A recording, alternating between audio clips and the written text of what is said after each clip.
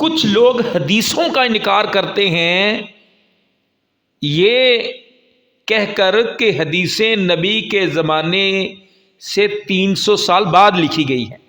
یہی کہتے ہیں نا کہ بخاری، مسلم، نسائی، ابن ماجہ اللہ کے نبی کے زمانے میں نہیں لکھی گئی تھی.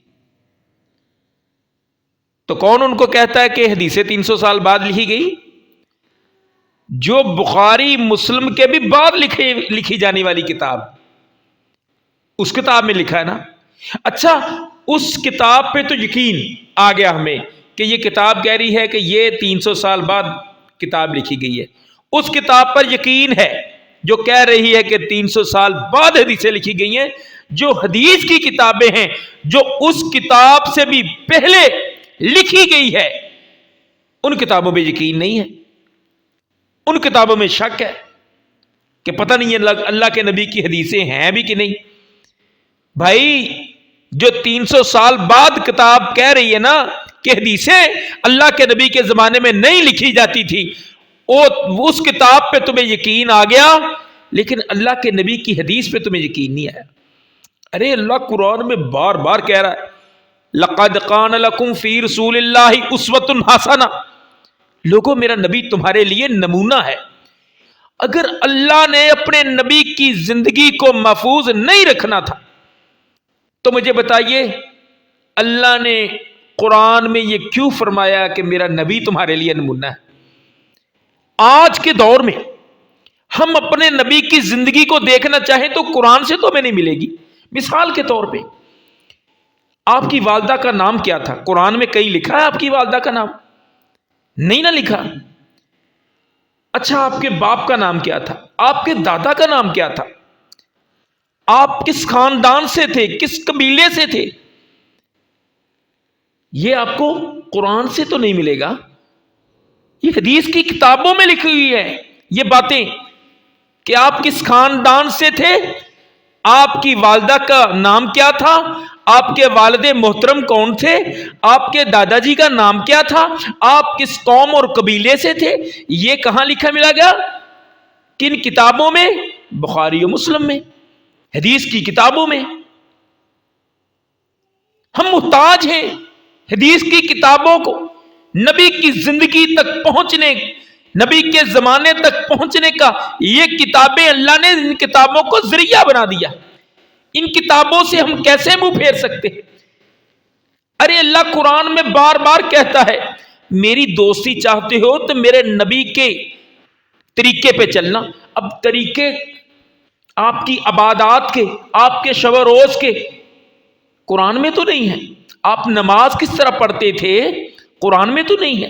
کتنی رکعتیں پڑھتے تھے ظہر کی، عصر کی، یہ قرآن میں تو نہیں لکھا.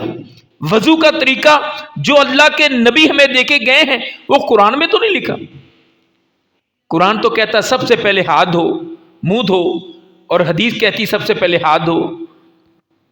اس طرح بہت ساری مثالیں ہیں. حدیث کی کتابیں نبی کی زندگی سے، جو حدیث کی کتابیں ہیں نا نبی کی زندگی سے، نبی کی زندگی کا ہمیں تعارف کرواتی ہیں، نبی کی زندگی بتاتی ہیں کہ آپ سوتے کہتے تھے، کیسے تھے، اٹھتے کیسے تھے، بیٹھتے کیسے تھے، چلتے کیسے تھے، قد کاٹ کتنا تھا، آپ کے چہرے پہ داڑھی تھی. آپ کی پوری زندگی حدیث کی کتابوں میں محفوظ اللہ نے کروائی ہے. تو جو لوگ یہ کہتے ہیں نا حدیثیں لکھی نہیں جاتی تھی، وہ سرے سے پہلے نمبر پہ وہ بولتے ہی جھوٹ ہے، وہ بولتے ہی جھوٹ ہے. آپ اس بات سے اندازہ لگا سکتے ہیں نبی علیہ السلام کون ہیں؟